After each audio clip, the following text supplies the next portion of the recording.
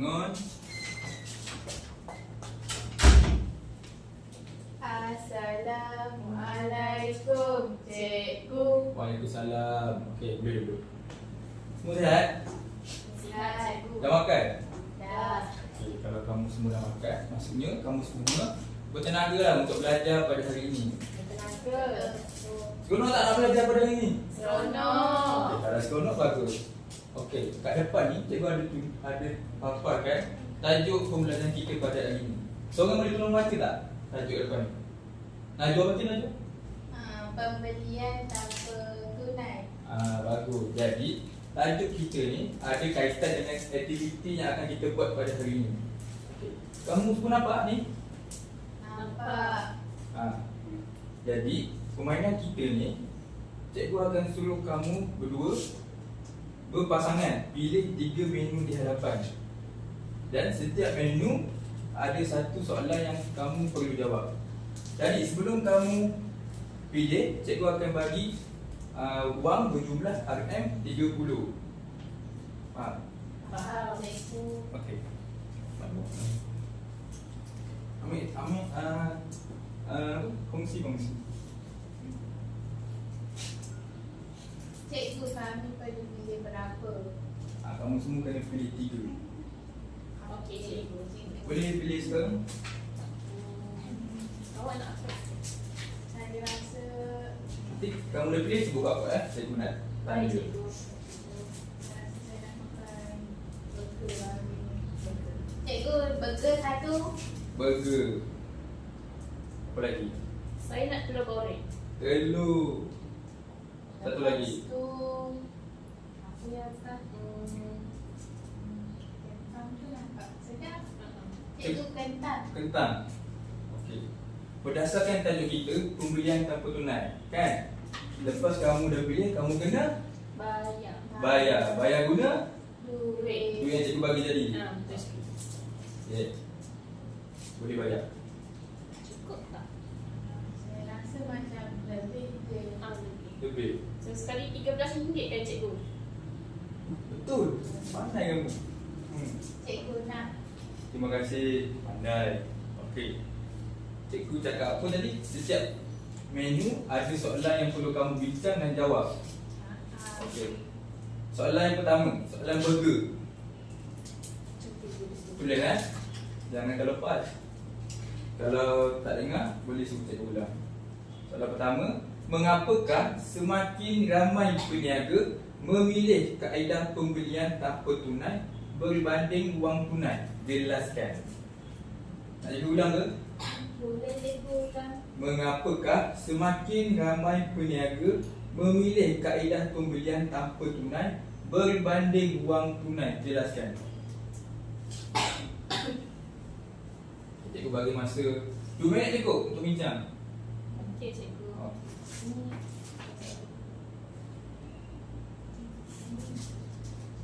Apakah semakin ramai peniaga memilih kaedah pembelian tanpa tunai?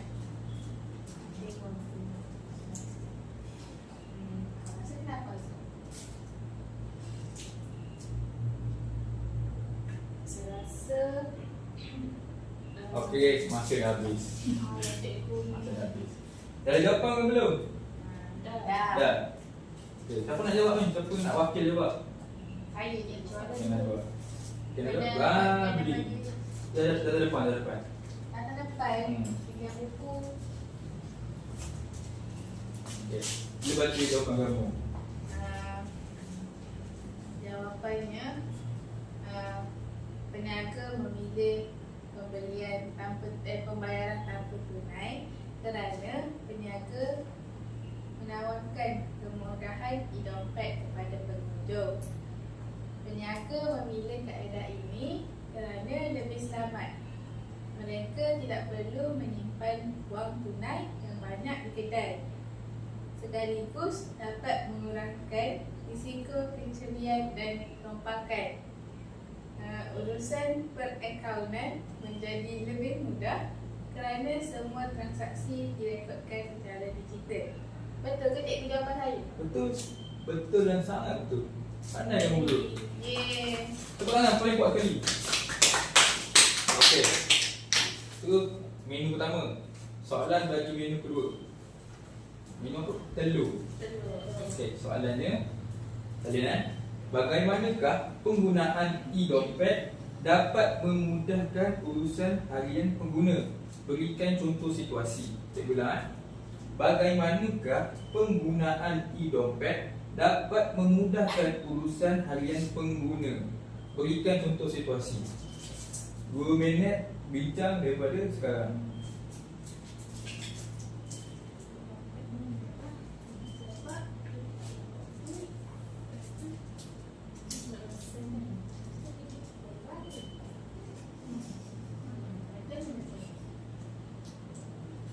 Okey, masa dah habis.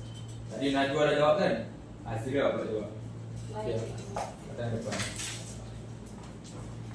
Jadi jawapan kami kerana pengguna ni tidak perlu membawa wang tunai untuk berbelanja dan menjimatkan masa kerana tidak perlu beratur panjang di mesin ATM untuk mengeluarkan wang. Betul ke cikgu? Betul. Pandai. Tepuk lagi kuat-kuat. Okey, soalan yang terakhir. Menu kentang. Soalannya, beritahu puan, apakah kesan kepada okey, kentang. Okey, nilai kebaikan dan keburukan penggunaan pembelian tanpa tunai dalam kehidupan seharian. Saya ulang, nilaikan kebaikan dan keburukan penggunaan pembelian tanpa tunai dalam kehidupan seharian. 2 minit daripada sekarang untuk bincang.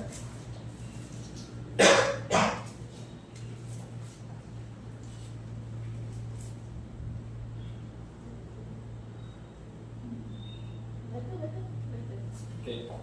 Masa dah tamat. Okey, siapa nak jawab ni? Saya nak jawab. Jawab. Cikgu. Kebaikan. Azra, keburukan boleh? Boleh. Okey.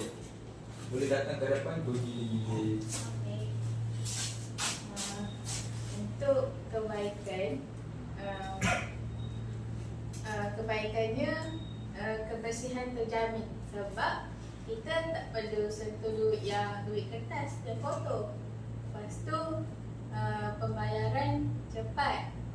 Lepas tu mudah untuk pantau perbelanjaan melalui sejarah transaksi.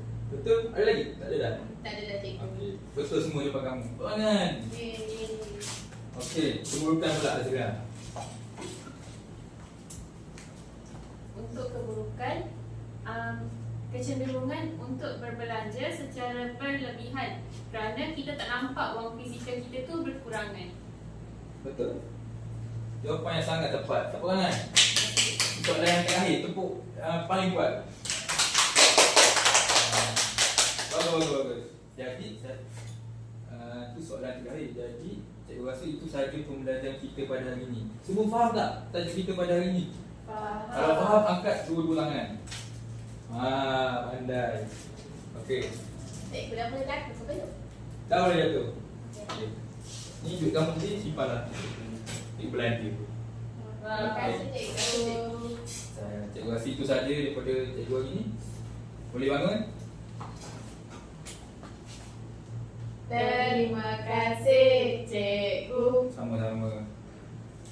Jangan lupa makan tengah hari. Baik cikgu.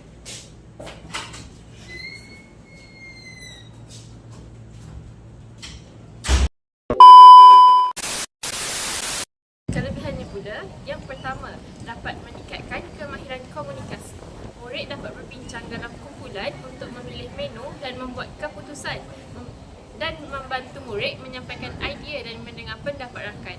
Yang kedua, menggalakkan pembelajaran kooperatif, iaitu aktiviti dilakukan secara berkumpulan selaras dengan strategi pembelajaran kooperatif. Hal ini dapat memupuk kerjasama, toleransi dan semangat berpasukan. Yang ketiga, dapat mengasah kemahiran membuat keputusan. Hal ini kerana murid perlu memilih makanan berdasarkan bajet iaitu RM30 dan melatih mereka membuat pilihan yang rasional dan berfikir secara kritis. Yang keempat, dapat mengaplikasikan pengetahuan dalam situasi sebenar. Aktiviti ini menyerupai situasi kehidupan harian iaitu membeli makanan di restoran. Hal ini dapat membantu murid memahami konsep pembelajaran secara kontekstual. Yang kelima, meningkatkan kemahiran pengurusan kewangan, iaitu murid belajar mengurus wang dengan memastikan jumlah perbelanjaan tidak melebihi bajet, selaras dengan elemen EMK, iaitu pendidikan kewangan. Dan yang terakhir, menggalakkan pemikiran kritis dan analitis, iaitu soalan yang disertakan bagi setiap menu menguji kefahaman murid. Murid perlu menganalisis dan memberikan jawapan yang tepat.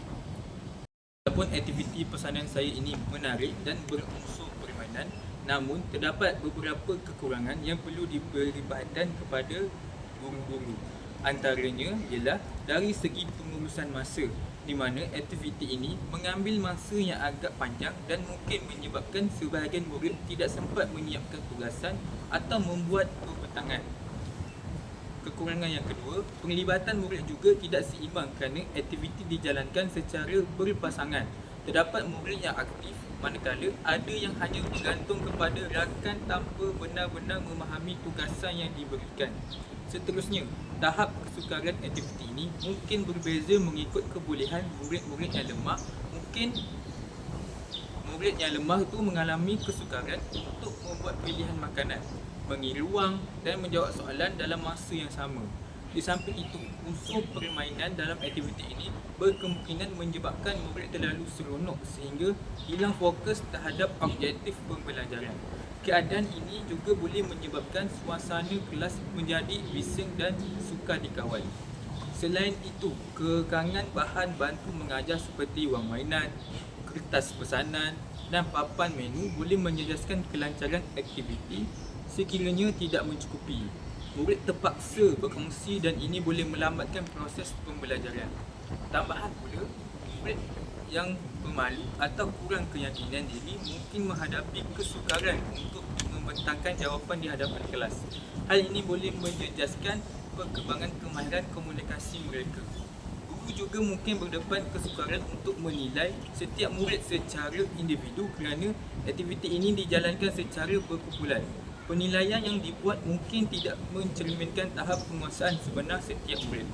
Akhir sekali, terdapat kemungkinan berlaku kekeliruan arahan sekiranya murid tidak memahami peraturan dengan jelas, seperti had penggunaan wang atau bilangan makanan yang perlu dipilih. Oleh itu, penambahbaikan perlu dilakukan bagi memastikan semua murid mendapat manfaat sepenuhnya daripada aktiviti ini. Akhir sekali, jika ada kelebihan dan juga kekurangan, maka terdapat juga penambahbaikan. Untuk penambahbaikan yang pertama iaitu menambah elemen pembezaan. Bagi pelajar yang lemah, guru boleh menyediakan senarai harga mudah ataupun jumlah yang kecil. Yang kedua, untuk pelajar cemerlang, guru boleh menambah cabaran seperti diskaun ataupun cukai. Yang kedua, guru boleh menyediakan panduan ataupun scaffolding. Sebagai contoh, cara untuk mengira jumlah harga. Contohnya, guru boleh menyediakan contoh jawapan untuk membantu murid menulis.